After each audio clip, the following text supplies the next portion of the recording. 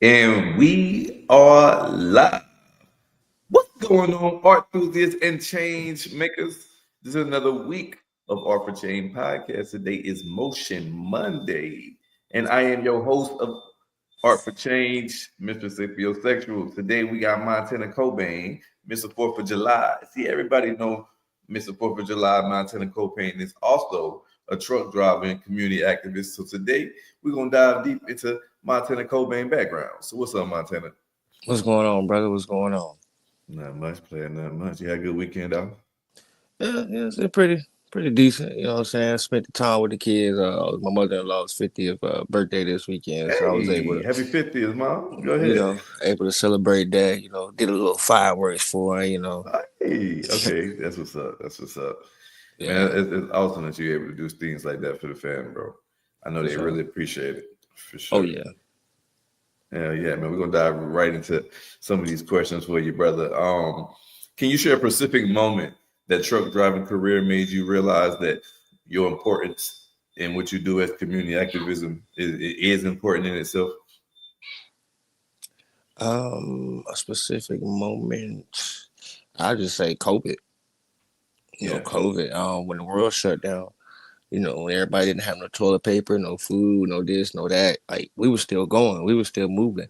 So it yeah, was like, I took that as a part of community activism because it's like yeah. we're helping out. We're still bringing in food. We're still bringing in, stuff for people to eat and stuff like that. So COVID would definitely be that moment that helped me realize that, what I'm saying, trucking is actually, well, I knew it beforehand, but it just put it in my face more in Yeah, perspective, shall I say, that trucking is really, we keep the world going. You know what I'm yeah, saying? absolutely, If we were to shut down, it'd be a big problem. for sure, for sure. How do you think trucking industry impacts the local communities, and what roles do you see yourself playing in that relationship? See, I know that you probably figured out how big that your role as just a community active was when you was on the truck and people when you was away and people missed you. I know that probably made you like, okay, dang, like what I do is really impactful to the community. You know what I mean? And you being a truck driver having to find that balance. You know, what I mean, how you deal with that type of flow? Um, Man, let's see. To answer the first part of the question, it helps out majorly locally. Because you got to think about those small mom and pop feed shops or how can I say, seed stores, grocery Mhm. stores. You know what I'm saying? Like they like to get some of their certain products. Like you might have this store might only want to get their crabs straight from New Jersey or something like that. They're not Correct. going to send somebody in the car to go drive over there to go get it. It's got to go on a truck to come back down here to go get it. So I took that, and then like you just said, when I first started in 2019, that was the first and only year that I ever missed the 4th of July, and like just hearing the impact from everybody, like yo, where you at? We ain't got nowhere to go. What can we do? Do you know anybody else that's gonna do it? I'm just like, no, not really. But it just really made me like realize, like, dang, like what I'm doing is like really people looking forward to that, and then so that's what just made me come back harder in 2020 and just took off even more. Totally, totally. That's dope as shit, bro. I'm proud of everything that you're doing with your endeavors, brother. Now, as a truck driver, everybody wants to jump into it. They feel like it's real money into it. They can just go and get a truck and get $1 million. Man, tell the people what type of challenges do you face as a truck driver, and what challenges do you believe that the community may often overlook? First of all, I say, man, if you're getting in trucking for the money, man, just stop, because whether you coming in as a company driver, which is working for somebody else, or coming in as an owner operator, um, most people when they first out of school, you're not going to see that money that everybody's talking about. A lot of people tend to talk about trucking and always talk about the money that they made. They never talk about the money that they kick out or the things that they miss, and so on and so on. Um, like, uh, how can I say this? When I first started, I was getting paid 36 cents a mile. So I was basically bringing home $500, $600, $700 checks, and I'm going away from my family 5, 6 days a week. So you do the math on that, you know. Hold on, give me just 1 second. Hold on. Oh yeah. No problem. No problem. No problem. Man. Yeah, so yeah, for those of y'all that are thinking that, as soon as I get in the truck driving, I'm going to immediately make money. It's levels to it, it's credentials to it, and it's not something that you just want to do solely thinking that I'm just going to make a whole bunch of money. You know what I mean? Just like any other job that we do have, there's pros and cons to everything that we do. There's awesome things in the benefits, freedom of being your own boss, making your own schedule, things of that nature. So, by all means, am I not knocking the career because I know a lot of people that does it and are very successful. Montana is one of them, but you do want to make sure that you go in there and have your ducks in a row, and don't think that you could just come in there first year and surpass everybody who's already in the field. Yes. To pick up what you were just saying, like when I first started, man, like I said, I was making 36 cents a mile. I'm sure most people now, when they come out of school, they're probably in the 40 to 50 cent a mile range. But you got to think about it, a mile. So that means that the company has to guarantee you a certain amount of miles in order for you to make this $1,000 a week. So if they don't have the loads and they don't have the runs, you're not going to see that $1,000 a week. So it's like for me, I had to realize like you have to have a love and a passion for it, because if you don't, you start seeing them skimpy checks and you're like, man, I quit, I quit. And you got a lot of people who we call company hoppers. They go from company to company, company to company, instead of sitting down and grinding it out to, what I'm saying, make their way or make the money that they're trying to see. And to go back on what I said earlier, COVID was one of them times where people were bragging about bringing home $4,000-5,000 a week, on the operator, shall I say. So everybody went out here and bought them a truck. Everybody hopped in the game. And I tell you this, any owner operator, you know what I'm saying, correct me if I'm wrong, but your first 2 years of business, you're not going to see no profit. None. You know what I'm saying? Because you're just now learning the business. You're learning the cost of business expense. You're learning how much it costs to run your truck. You know what I'm saying? Fuel prices are up and down, your maintenance, you know what I'm saying? So if you do have any hiccups with your truck, you know what I'm saying, you learn how much it's going to cost, you know what I'm saying? The mechanics labor is it went from $100 an hour to now it's $175 to down to $300 an hour for labor. You know what I'm saying? So if that part is $1,000 and they charging you $300 of labor, you know what I'm saying? You do the math on that, how long it may take to put on. So Oh it's just man, it's a so lot you of down, variables. so you down, and you missing money. Yeah, Yes, and it's a lot you of spending variables. money. Oh my goodness, yes sir. Yeah, but I Talk say about it. it's a lot of variables that people really don't put in. They just see a truck driver and they just see, oh, he just got all this money, he just got all this stuff. But yes, some people do have a lot of money from truckers. Some people have been very, very, very successful, but it took time for them to get there. And a lot of those people who are very successful from trucking, they have what we call direct customers, direct shippers. So they're not worried about getting on the load board and find a load or dealing with this broker who's bending you over with no Vaseline, paying you $1.50 a mile, and it takes $3 to operate your truck. You know what I'm saying? How can you pay me $1.50 a mile and I go to the diesel pump and diesel's going for $3.50? You know what I'm saying? I gotta go 1,000 miles down the road. It don't add up. So, that's one thing that people don't take into aspect. But don't get me wrong, there is money in it. But if that's the main thing that you're looking for, just hang it up. Just hang it up, because you're going to go through the ups and downs. You're going to go through the breaking even. You're going to go through the damn, I ain't made no type of money. I could make this working at a factory or a warehouse. You're going to go through that. You have to grind to get to where you want to be. Respect. Now, speaking on the market and the value and the pay that's going on right now in the trucking industry, what type of changes would you like to see, or do you feel like needs to be made as far as when it comes to the pay for loads rate I with would like with I would like to businesses and get organizations?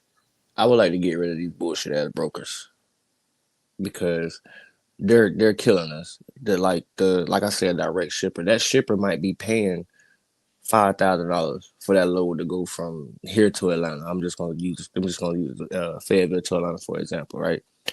But they're gonna list it on the load board and they're gonna list it for 2023, and it's like, why are you getting the bulk of this? But I'm the one that's tearing up my truck. I'm the one that's got to put diesel in. You know what I'm saying? But you don't know this because they got the contract from the direct shipper. So you're just looking at the little rate card that they sent you through email or whatever, and you're running it for that. And the whole time they sitting back getting their pockets fat because you're not the only driver they're doing it to. You know what I'm saying? So if they broker a load to 10 drivers at that day and they done got anywhere from two to 500 or $1,000 off of that load, you do the math on that. You know what I'm saying? That's one thing I would definitely want to get rid of. And Yes, sir. I would like to come up with a bottom dollar. Okay, like a base rate.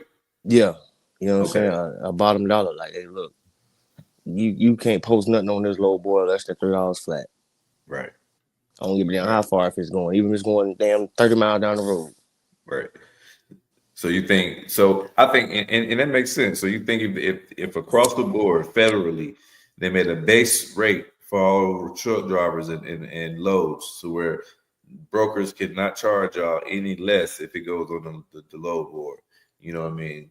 A base rate across the board to where every load is at least feasible for the truck driver.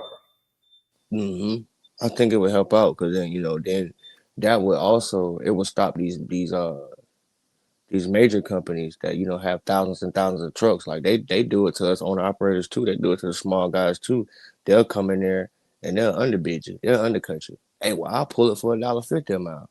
Well, you can afford to do that because you got 1,000 trucks. While me, Ooh. I might have 10 trucks. You know what I'm saying? So Yes, I can't afford to send my truck to go pick up that 40 something thousand pound load. I pull a flatbed, by the way. So yes, sir. everything I pull, 30, Heavy. 40, heavy. Yes, You know what I'm saying? I'm pulling up the machinery, building materials, whether it be lumber, steel, whatever. Like, you know what I'm saying? It's heavy. Do you It's do you, it's do you need the experts to do the stuff we pull? if it's oversized, Okay, okay. but then you gotta think about that. Now you gotta pay the escort. Now Woo. you have to pay when you see them loads that be having the little people with the little pilot cars and the yellow lights and the oversized banners and stuff like that. All that costs money. You have to pay for permits for every state that you cross, and then you have to follow a strict route on that permit because if you deviate from that route, the DOT, Department of Transportation, state troopers or whatever, they can fine you. So you have to pay for that. You have to pay for the permits. You got to pay for the pilot car. You know what I'm saying? And then what if your trip takes more than a day? Now you have to pay for the hotel room. You know what I'm saying? That's all factored in the pilot's car's expenses. Woo. Yeah, yeah, I can see how that get real expensive for one load. Yeah, for one load. Exactly. Yes, sir. Exactly. But yeah, man. So I think that would be and then like the cutout, I hate to throw anybody up under the bus, but you have like I just said, the major companies do it. Then you'll have we have foreigners. I'm gonna just say foreigners. I'm not gonna say a specific, specific. I can't even think of the word right now, but we're just gonna say foreigners. They'll put 4 people in the truck, right? And then they'll go pick up what you call parcels, and they'll load 4 parcels on their truck and run 4 different clocks. You know what I'm saying? And they'll say, Run it up like that. mm, Okay, mm-hmm. You okay. know what I'm saying? But they'll sit here and say, "Well, I'll take it for $1. I'll take it. I'll take it. I'll take it. I'll take it." Nah, you know what I mean. And while you're sitting here, you're arguing on the phone like, "Hey man, can I get? Can you at least do 12 on it? Can you do twelve Right, fifty on it? You know what I right. mean?" The whole time they done came picked it up for 600 and they gone. Man. And they can do that because it's 4 or 5 of them on the truck. Mm-hmm. Crying in there like my lunchbox. Okay. So that they corner in the market that way. Yeah. Yeah. Yeah, Now, for the man. people who don't know who Mr. 4th of July is, let's talk a little bit about your community activism. Tell the people what type of particular community projects or initiatives that you are involved in and how they significantly impact the community. First and foremost, my main community work that I do is the 4th of July. I put on a big firework extravaganza / block party for the city of Fayetteville. Because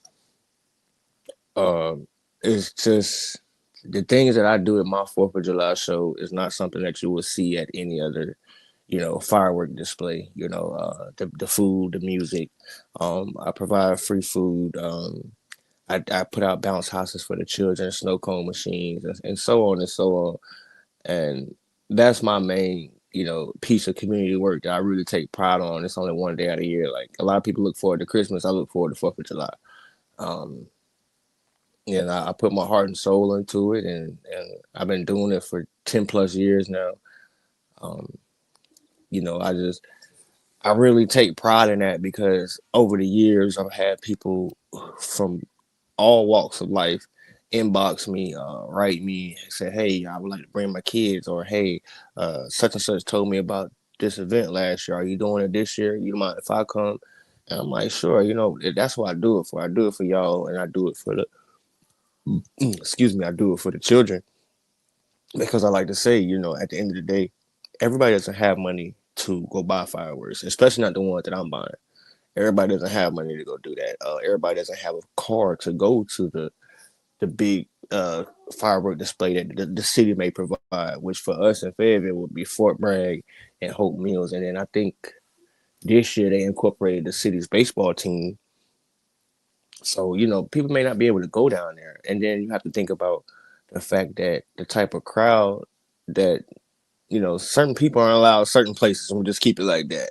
You know what I mean? And I'm not going to sit here and say I condone any negativity, but the things that you can do at my show, you can't do it over there because your ass gonna go to jail. You know what I'm saying? We won't keep it at that. Um, so I really take pride in that. And I mean, like I said, I've been doing it 10 plus years. No acts of violence. Nobody's ever been shot at. I have no fights. Everybody comes there as a big community. They bring their lawn chairs. They bring their tents. They bring it.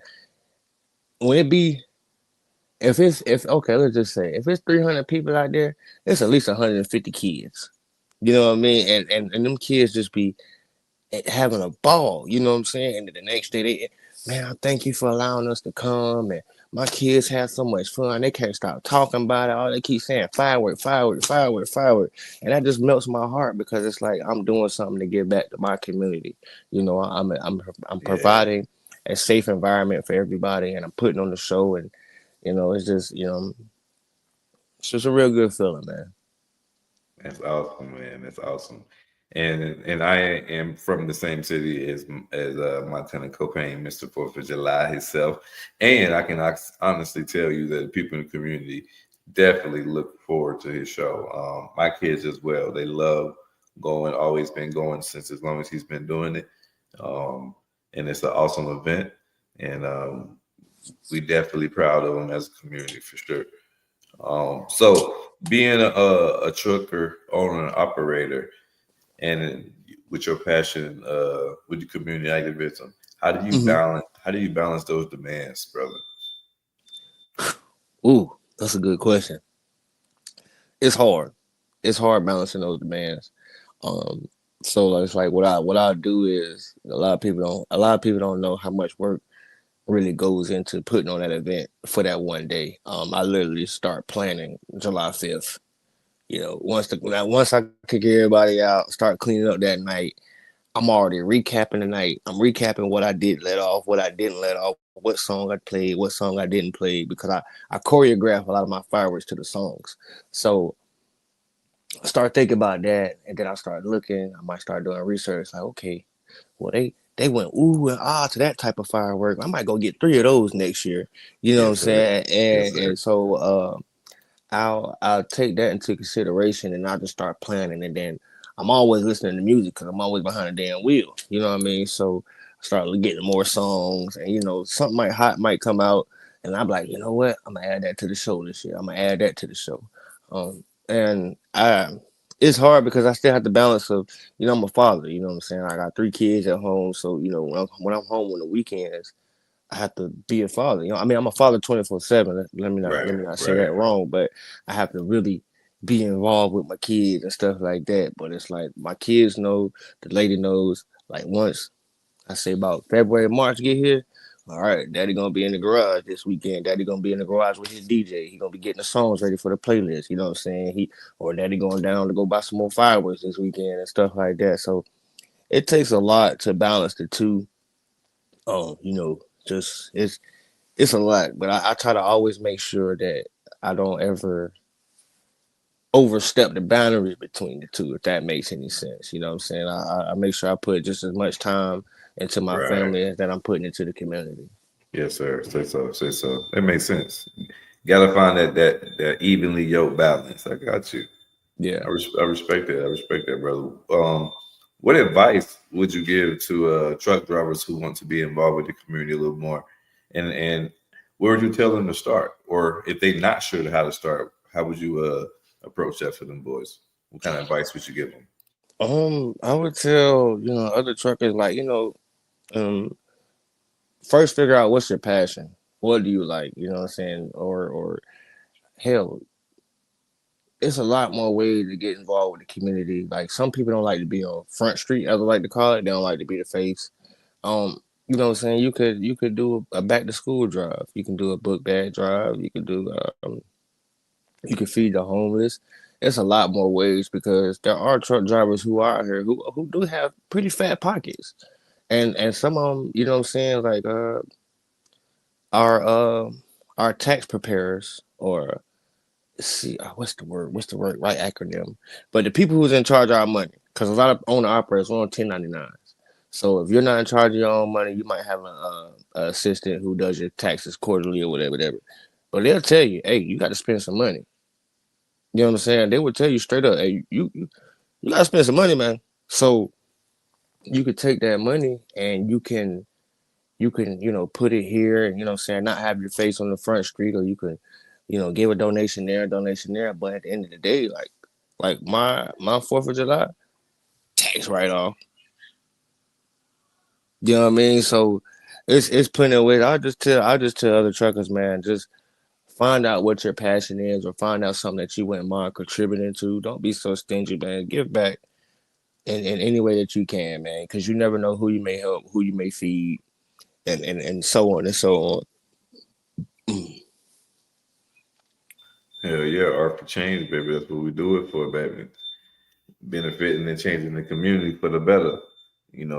Doing So, things that's going to benefit the future tomorrow. You know what I mean? Especially the little people, man.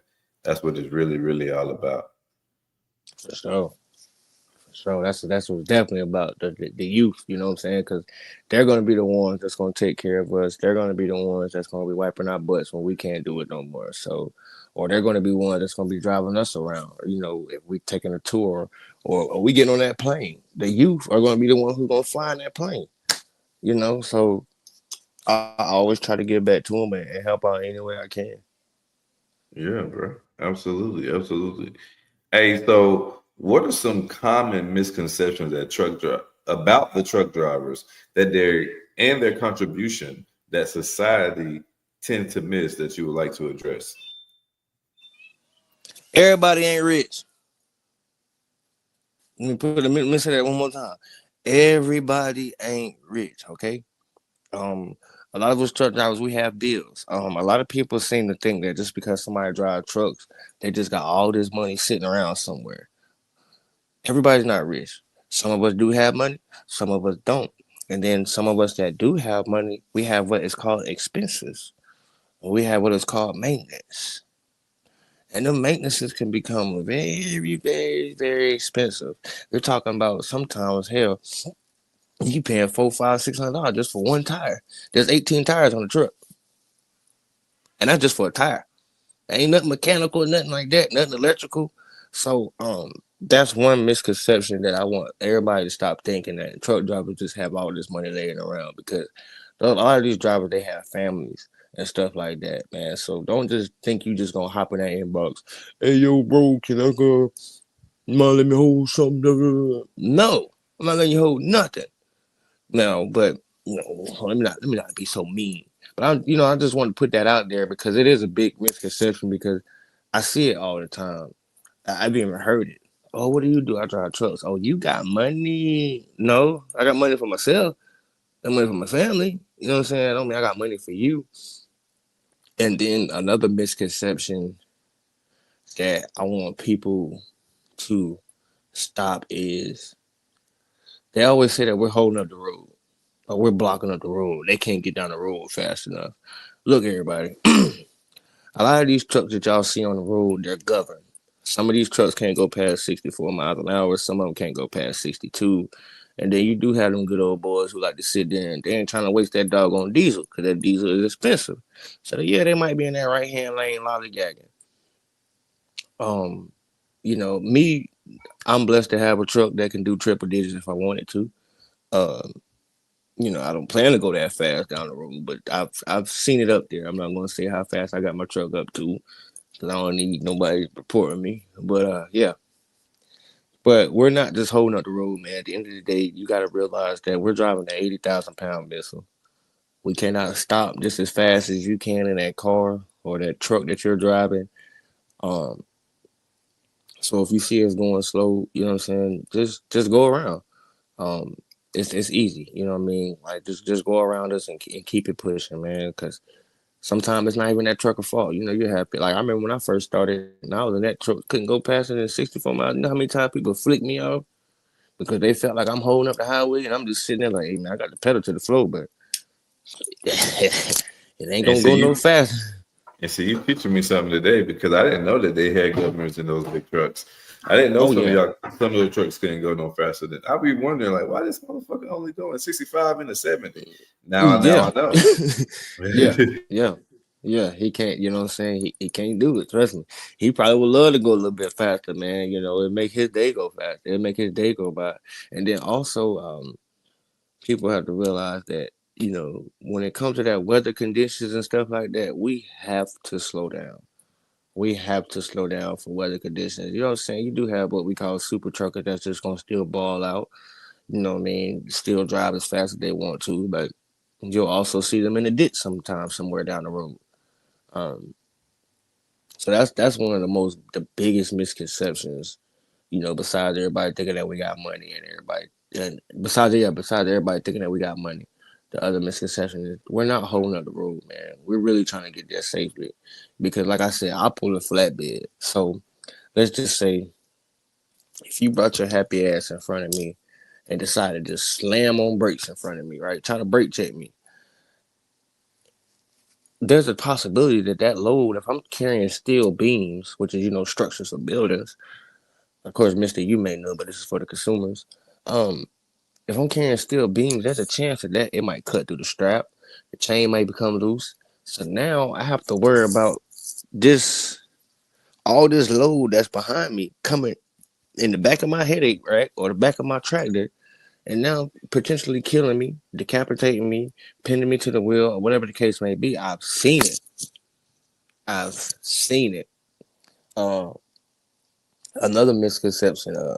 If you see that blinker, man, please let us over. Please let us over, man. You know what I mean? Like, don't sit there and try to speed up, and cause that's the quickest way to kill yourself. I had a friend who just wasn't paying attention. The whole highway was stopped. The whole highway was stopped. Now, my friend was paying attention. He was stopped. It was an accident, maybe about 2 miles ahead of him. So that's how long traffic had been backed up. It was the guy in the pickup truck not paying no attention. He came, he smacked the back of the flatbed at 80 something miles an hour. And he said, as the police, Oh no. yeah, he said as the police was, trying to, go through the wreckage and everything like that. He just so happened to look up in that mirror, and as he looked in that mirror, the officer was taking that man's head that was driving the pickup truck, and he put it in a bag. So like, you have to be cautious of us. You have to be around us because I don't care what you think you're driving. You're not gonna hurt us. You're not gonna harm us. You know what I mean? Like I just told you, that man was going 80 miles an hour, and my guy was at a dead stop. You know what I'm saying? And he went straight up under the trailer. I mean, it just happened, and my condolences to that family, but it just happened over this past weekend out here in Charlotte, North Carolina, on 485. A family of 4 or 6, I believe, that was going to Carowinds, taking the children. I don't know what happened. I don't know how it happened, but they ended up going up under the trailer. You got 4 Mm. deceased people. You know what I'm saying? So you just got to be very vigilant when you're out here driving, man. Pay attention, man. Sometimes put that phone down. Like, I know everybody look at them signs and say that text ain't worth it. I mean, that text is not worth it. It's the truth. It's the truth, man, because it takes 2 seconds and you can lose your life instantly, especially being around us, man. Like, and then if you see us, if you're riding with us and we're in the mountains and we're coming down the mountains and you're getting mad because we're going slow, you have to think, man, we're sitting at a higher point of gravity. So when you're in the mountains, there's nothing to stop that wind from blowing.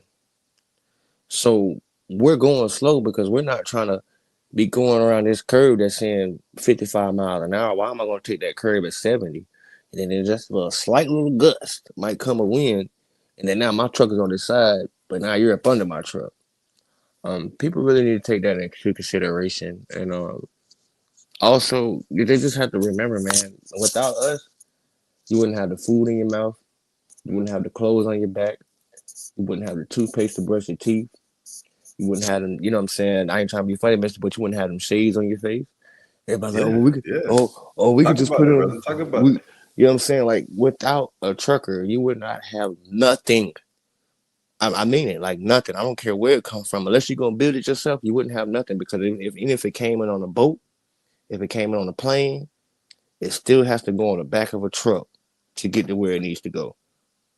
So think about that the next time you want to flick a trucker off. Yeah, I like that. Yes, sir. Put it in perspective for them, brother. That's what they needed to hear. For real. Because I'm telling Yeah. you, if we shut down, y'all would be fucked. You know, because once that grocery store run out of toilet paper, once that grocery store run out of food, who gonna bring it? It's gotta come on the truck. You know, you can't go pick it up because well, it gotta be refrigerated.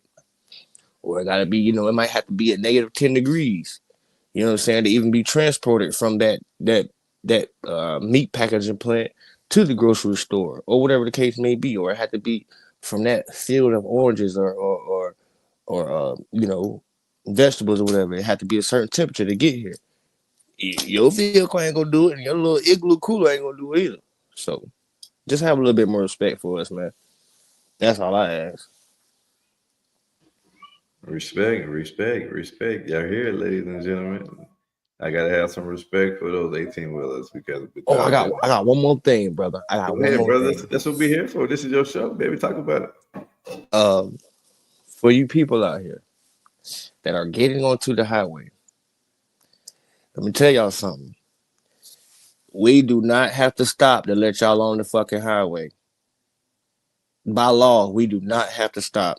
You, as a driver, are required by law to catch up to the speed of the highway. It's called an acceleration lane for a reason.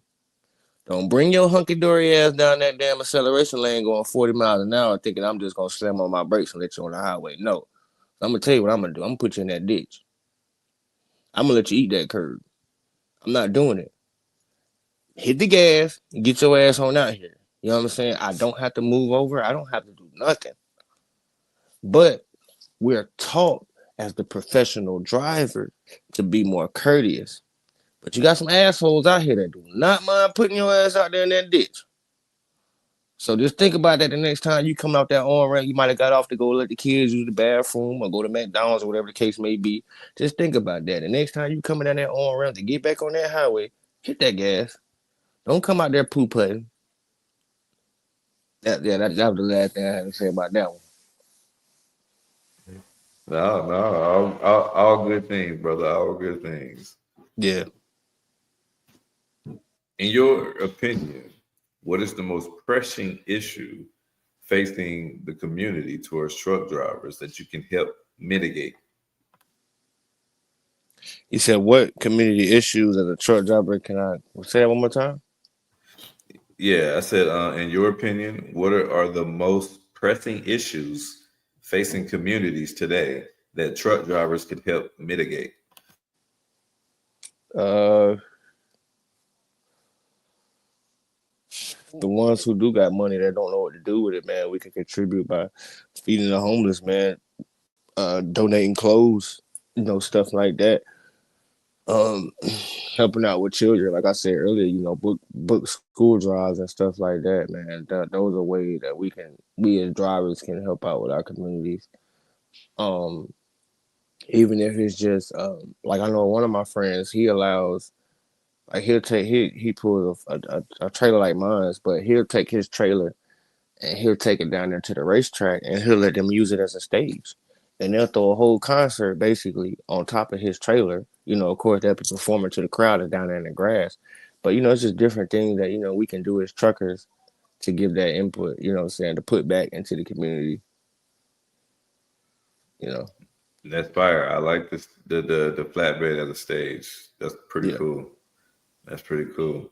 Very innovative for thinking that. Whoever thought about that idea, that was smart. Kudos to y'all. Yeah. Hey, can you tell us a story about a time that you witnessed the power of community coming together? Yeah, January 15th, 2022. I was involved in an accident. I rolled over my truck 3 or 4 times. On a back road in the middle of nowhere, South Carolina. Dark, no street lights, no nothing. That day it happened. Of course, I climbed out the truck. You know what I mean? Once I realized I still had all my ligaments. I was still able to move and stuff like that. But it was just on that back road. It was just like, you know, a few houses or maybe a trailer park or whatever. But that day, everybody came out. They was bringing me water. They was asking me if I needed help. They was calling, emergency services for me. You know, they just really they stopped whatever they were, because when they heard it, I was loaded with 47,000 pounds of steel, and I had what is called a grocery list. So I had 40-foot beams, 20-foot beams, 30-foot beams, you know, different heights, and you know what I'm saying. So, when the truck rolled over, you could hear all that metal just, you know, just imagine that in the middle of the night. But they all stopped. They came to check on me. They came to make sure I was alive. You know, they helped, you know, brush me off and, you know, sat me down. They helped me gather my belongings because if you look at the pictures of the accident, you know what I'm saying, the whole roof came off the truck. So my bed was over here, my microwave way down there, refrigerator, you know what I'm saying? It just, everything was everywhere. But I seen the power of the Jesus. community that day. Whew. Yeah, I seen the power of the community that day, man, because they really, you know, they talked with me. They stayed with me until the state troopers showed up, and they didn't get there for a good 30, 45 minutes. And shout out to my boy JT, who stayed with me on the phone the whole time as I was going through that. You know, they were trying to get me to sit down, but I couldn't. My adrenaline was just going. Like, I'm like, nah, Yeah. man. You know what I'm saying? Like, I felt it Right. the next day, though. You know what I mean? But um, it was just, you know, just seeing like people come together and people actually coming to see and to make sure I was okay, you know, because I was self-involved. It wasn't no other vehicles. It was just me. I tell a little bit of details about the accident. Basically, on this road, there's no shoulder on this road. So when you usually have a white line or a yellow line, however the highway may be painted, it's usually a little rumble strip right here that let you know that you're off the road. Well, there was no rumble strip. It's probably about that much of concrete after that line, and then there's a embankment. So what had happened was, with me having that grocery list, my trailer was already doing what is called trailer swing. A lot of people don't understand that too. They think we're coming in your lane. No. Um, Whenever you're driving a semi truck, you're never just going to hold the wheel like you're doing a car. It doesn't work like that. You're always going left, right, left, right, left, right, because the truck, like the weight, the truck, the road, it's always moving. And then that trailer, depending on what type of load you had, like I was just saying earlier, the higher the gravity, trailer's always doing what we call a trailer swing. So long story short, the trailer had swung, and when it swung, it kind of started working itself off the embankment. So by the time I noticed that it was walking itself down that embankment, I was like, what the hell? What the hell is this? So I look in the mirror and I seen my trailer already over there. You know what I mean? So I'm like, oh. So I start bringing that bitch back to the road. I'm fighting it. I got it almost there, man. And it was like a 5-foot slab of it was a 5-foot slab of concrete, which was a manhole. When the first axle hit it, it cracked it. And when the second axle hit it, it snatched the truck and trailer. And that's when I seen my tractor do a wheelie. Woo. Yeah. I seen my tractor do a wheelie, man. And I just covered up like this, and I just held on for the ride, started praying to God because I didn't think I was gonna make it. You know what I mean? I'm not gonna sit here and lie to you. But there was nobody but the graces of God. I walked away with no broken bones. I had a few scratches.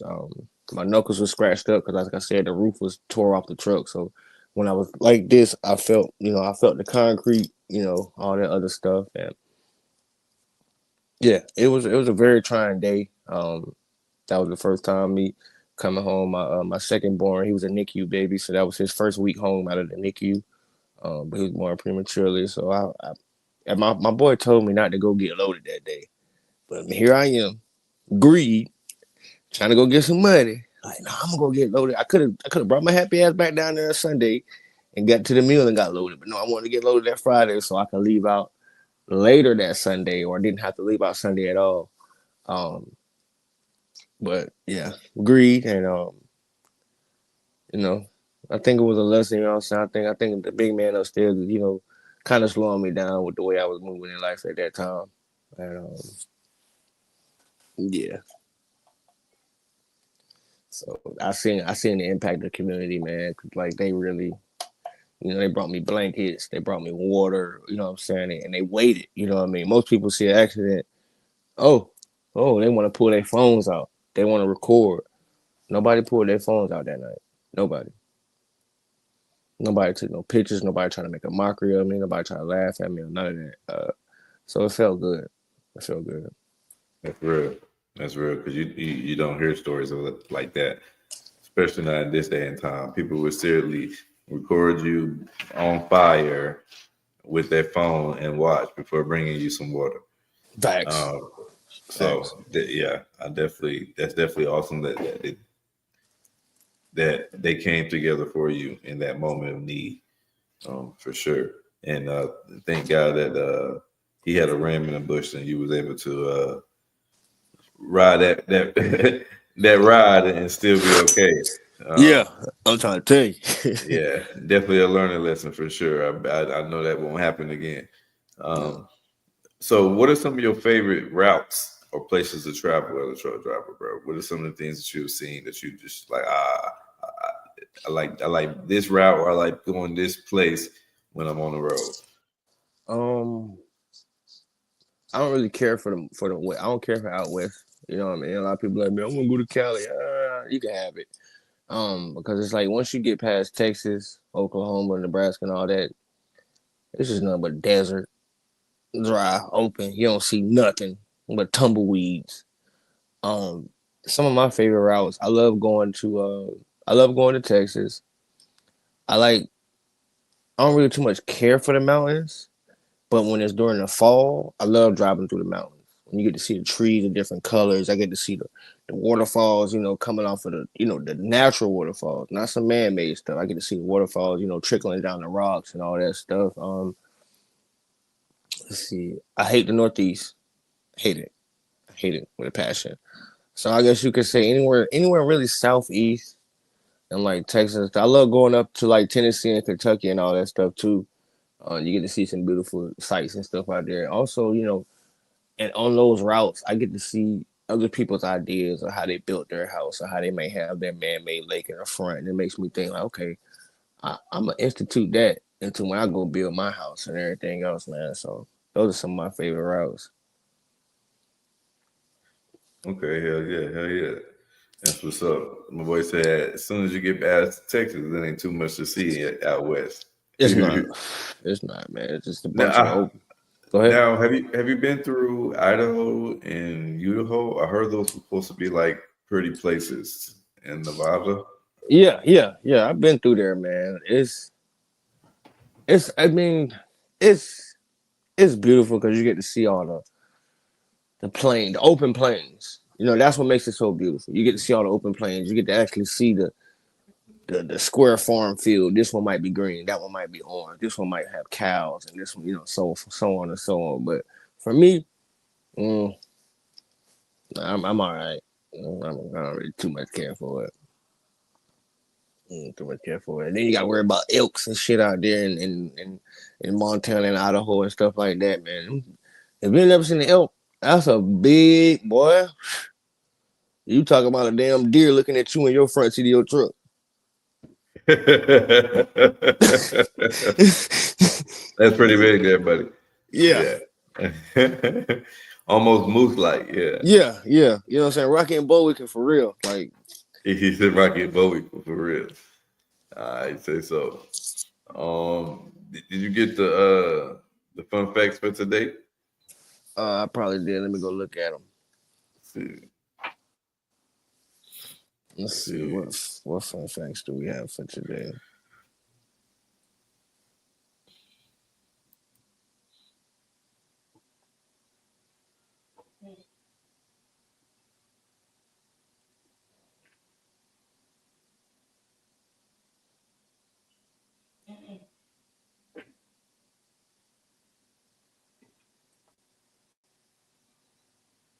We got July 18th. Today is July 28th. On July 28th, 1794, it says Maximilien Robespierre was a key figure in the French Revolutionary, and he was executed, marking a significant turn in the revolutionary period. In July 28th, 1868, the 14th Amendment, the United States Constitution, was certified, granting citizenship to all persons born of naturalized in the U.S. and ensuring equal protection under the law. And that's where they're trying to take away now. Believe it or not. Yeah. Okay. July 28, 1914, Austria-Hungary declared war on Siberia, initiating World War I. Ooh. So to this, yeah. My great grandpa was in that war.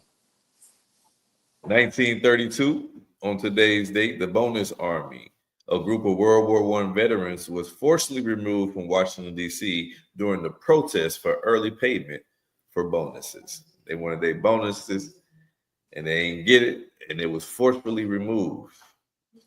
This is the Bonus Army. These were veterans from World War I. It was forcibly removed from Washington, D.C. How about that? Go ahead, Montana. What you got, player? July 28th, 1990, the United States launched Operation Desert Shield to protect Saudi Arabia from potential Iraqi aggression, which prompted Desert Storm, which was a hard war, man. We went in there blind, fighting in the dirt, and a lot of people don't know, but if it wasn't for a specific plane called the A-10 Warthog, that's what prevailed us winners in that war. Underground troops. It was that plane. Say so. Yes, sir.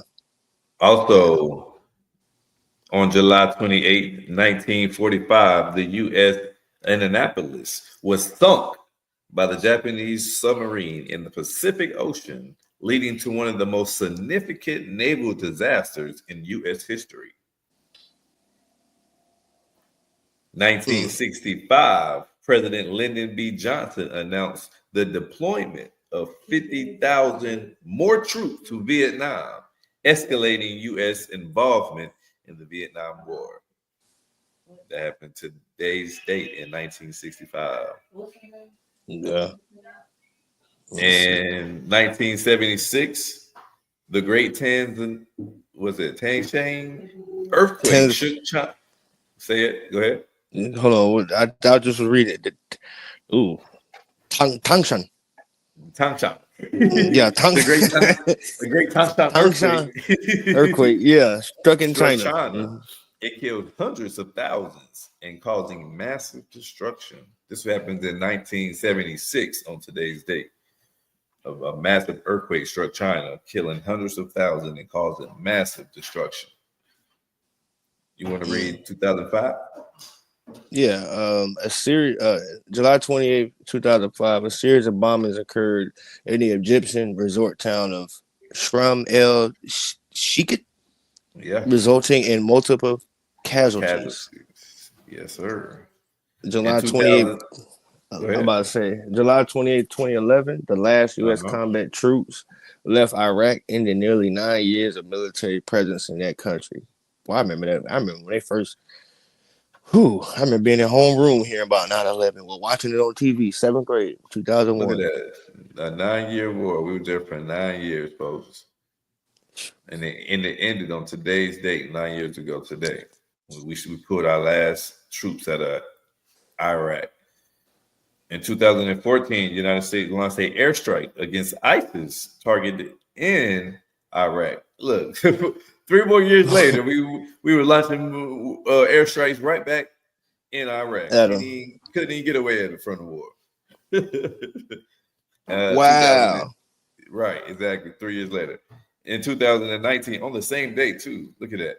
In 2019, a major international climate report was released, emphasizing the urgencies to address climate change.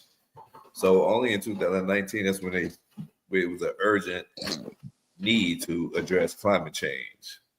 In 2020, the World Health Organization declared COVID-19 a global pandemic, leading to a widespread of changes in the daily life around the world. We need to go back. So on this date in 2020 is when the WHO is what it's called.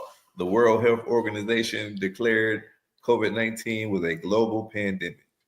How about that? It's been what, 5 years, folks? Yeah. How about that? 2021, the Tokyo Olympics opened after they postponed due to COVID-19, showcasing the resilience of international unity. You want to read the last one? Yeah, I'll read the last one. I'm trying to get back to it. Damn it. We came back to the wrong thing. The last one, let's see. July 28, 2023, the historic heat wave across Europe reached record temperatures, prompting discussions on climate change and environmental policy. Man, how does it is today? On this heat different, bro.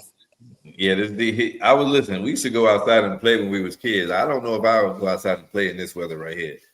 The heat is definitely different from when we were children, for sure, brother. For sure. I had to make some errands today. I was out early this morning, and let me tell you something, sir. Ain't nothing in hell that I won't. You feel me? Nothing. If it's any hotter than what it was today, baby boy, you ain't got to worry about me being there. I'm gonna be on the straight and narrow. Yes, sir. No, sir. Whatever you say, God, I'm gonna do. Yeah, for sure. For sure, man. Yeah, I was in Texas, man. I'm out here in Florida now. Someone said that Texas was hot. I beg to fucking differ. Florida said, hold my beer. Let me tell you. Yeah, see, Texas got that dry heat. Florida's more humid. And see the wind blow in Texas, because it's coming right off the mountains in the desert plains. But see, out here in Florida, that wind don't blow like that. It's just that hot, sticky heat. Like, humid. I'm here, baby.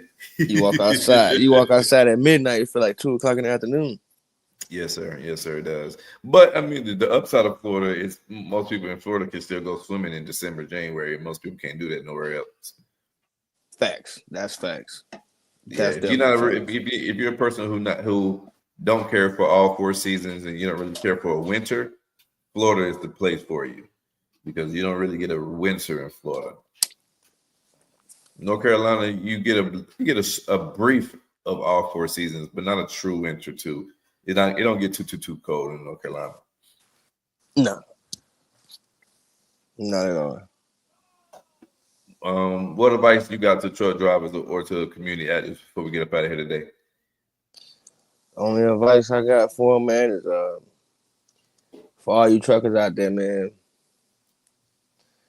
hold it in the road, man. Keep the sunny side up, rubber side down, man. Keep between the mayonnaise and the mustard. Come on. Yeah. Hey, man, I appreciate you spending time with us today, giving us a background of what it is to be a trucker operator and a community organizer, community activist within your community. You keep doing what you're doing and being cool how you be cool, young man. Yes, sir. You do the same, brother. Yes, sir, man. And for all y'all listeners, man, we appreciate you. Don't forget to lock in. Don't forget to go to our highlight section and hit that Patriot water if you want some of your oxygenated water. We get a commission every time you go in there and hit that promo code for Art for Change. Also on oldglory.com, anything for they have over 30,000 brands of merchandise for any type of brand merchandise that you may license merchandise as well. So authentic merch, if you will. You can go on their website and get 15% off if you use our promo code Art for Change. And that also helps contribute to any type of commission sales from our promo code, as well as Molly Bees. If you like artisan cookies, if you're a big cookie snack person, mollybees.com. You go on her website, put our promo code Art for Change, you get 10% off on her whole website. And all of these promos and all of these discounts are literally exclusive to only Art for Change listeners. You can't get the promo code unless you put it Art for Change in the dialogue in there. Until next time, baby, hit that bell, like, subscribe, tell a friend to lock in, baby. Art for Change. Peace. And we out.